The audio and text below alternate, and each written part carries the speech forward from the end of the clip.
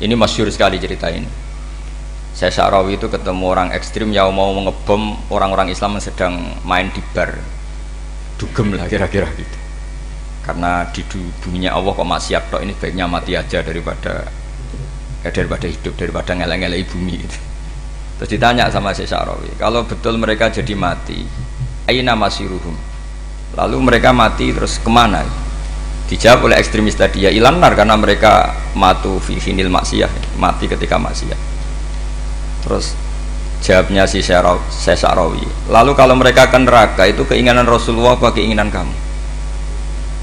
Apakah pernah Rasulullah itu berkeinginan umatnya mati masuk neraka? Ya enggak. Ya sudah, kalau itu tidak keinginan Rasulullah jangan lakukan.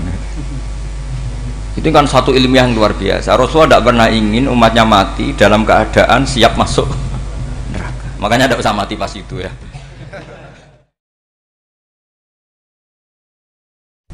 Ini penting saya utarakan sanad, karena sebagian kesesatan fatwa itu juga karena nggak punya apa sanad.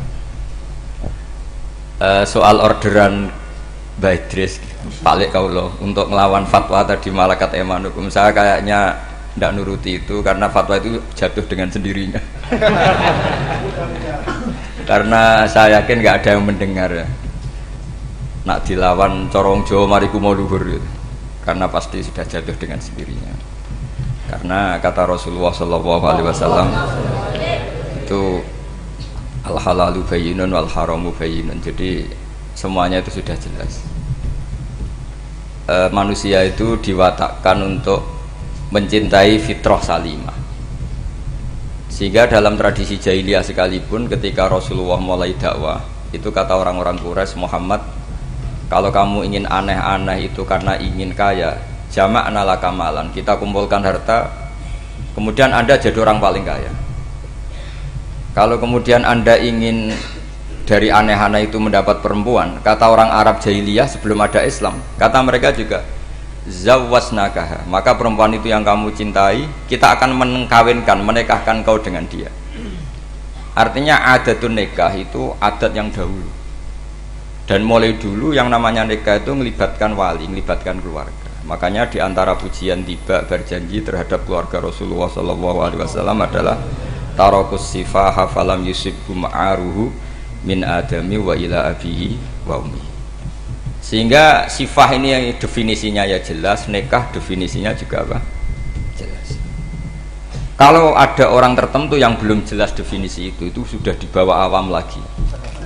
Sudah tidak awam tok, tapi sudah di bawahnya, di bawah nol. Sehingga nggak usah dilawan orang-orang yang punya nilai kayak kita ini. Karena tadi zaman jahiliyah saja, jika Muhammad kamu ingin aneh-aneh itu, ingin nikah, zawwasnaka, kita akan nikahkan kamu dengan perempuan yang kamu inginkan.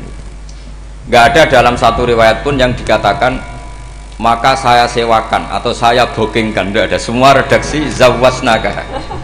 Itu artinya ada seremonial akad yang bernama apa? Nikah. Makanya dipuji tarakus sifaha falam yusibhum aruhu min adamiu wa ila abilau.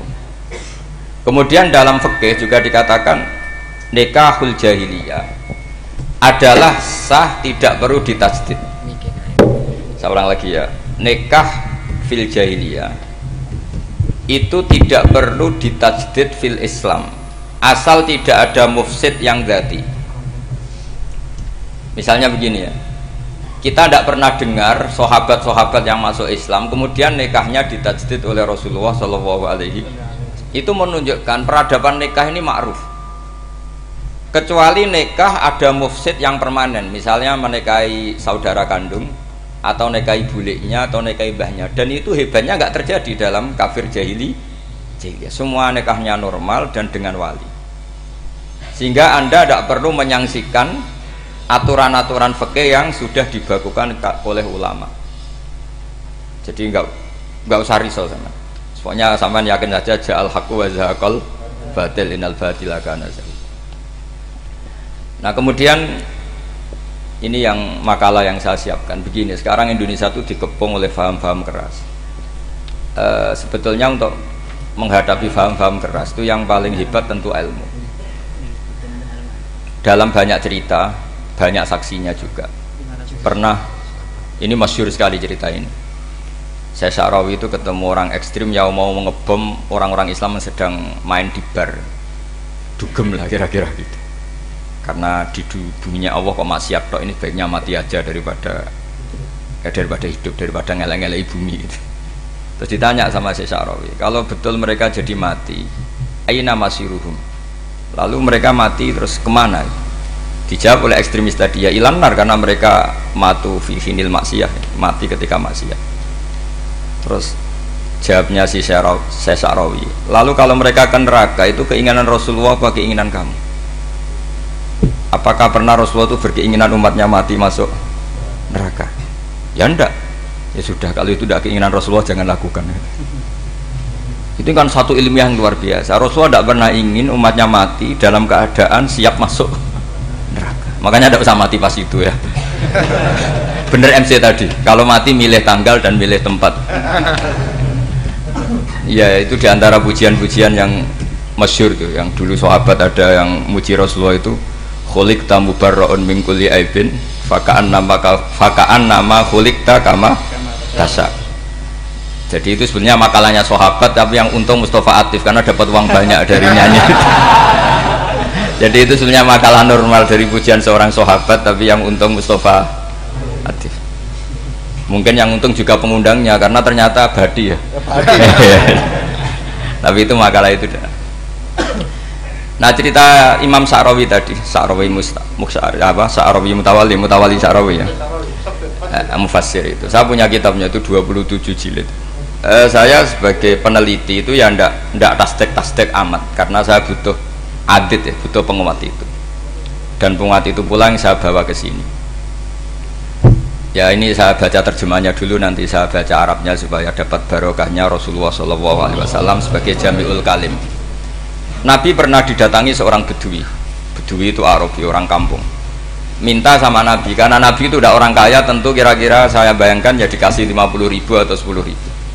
Si Arabi ini tidak terima, dan tidak terima ngomong di depan umum. Ketika Rasulullah tanya, apa saya sudah baik sama kamu? Kata si Arabi tadi, tidak, karena kamu kikir hanya ngasih saya segini.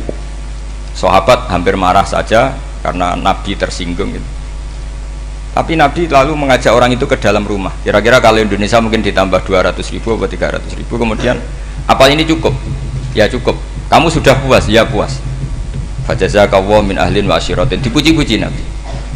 Kemudian kata Rasulullah, ayo kita keluar. Keluar nemuin khalayak begini. Khalayak rame tadi. Kamu tadi mengkritik saya, menghujat saya di depan umum. Maka kamu sekarang harus memuji saya di depan umum supaya clear. Akhirnya mau dia, oke kita mau. Akhirnya muji-muji bahwa Muhammad orang baik, dermawan gini. Setelah itu dia pulang. Hebatnya Rasulullah ketika pulang kata Nabi begini, sabda Nabi gini, kalau saja dia pas benci saya itu kok mati. Saya ulang lagi, kalau saja dia pas komentari saya buruk tadi kok mati, maka dia mati sebagai min ahlin nar, karena berstatus pencaci maki Nabi. Akhirnya dia muji Nabi itu lewat disuap, lewat dikasih uang lagi. Loh itu sudah sah. Jadi saking baiknya Allah, Islam suapan itu juga sah. Itu kan muji Nabi itu karena di suap. Makanya ini penting. Sehingga dalam khazanah Islam itu memang agak aneh-aneh.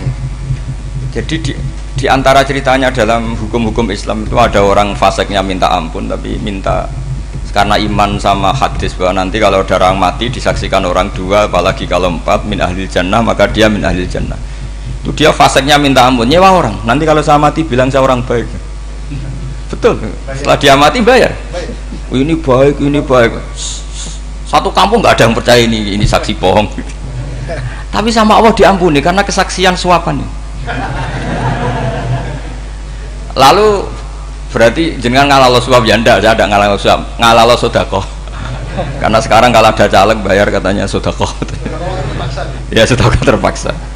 Ini penting saya utarakan karena apa? Allah itu menilai itu tidak sama dengan pikiran kita. Makanya kubu sebelah ini terlalu ekstrim, memaksa Allah berpikiran kayak dia. Satu karena kurang ngaji, nomor dua ya tadi emosinya lebih tinggi ketimbang intelektualnya. Ini penting saya utarakan. Ternyata orang yang nyuap tadi apa nilainya plus, yaitu dia iman sama dawuh Rasulullah Shallallahu Alaihi Wasallam. Kalau yang namanya saksi itu penting, cuma dia mendapat cara itu lewat suap. Tapi kan iman. Iman kalau dawuh Nabi itu benar, kalau ada saksinya pasti min ahlil jannah. Terus dia nyari saksi harus dibayar, ya dibayar. Sekarang sama iya 1 juta.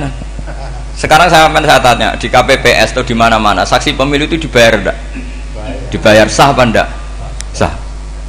Jadi kadang kebenaran itu harus dibayar. Ini penting saya utarakan karena ada orang perempuan cantik dirayu, digaji supaya main di klub, dibayar jadi orang maksiat. Lalu mungkin ada ustadz gaji dia, bayar dia supaya mondok. Gak tahu terusannya apa, terus dibayar apa enggak tahu saya.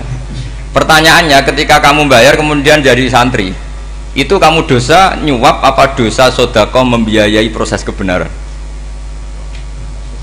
Sodako.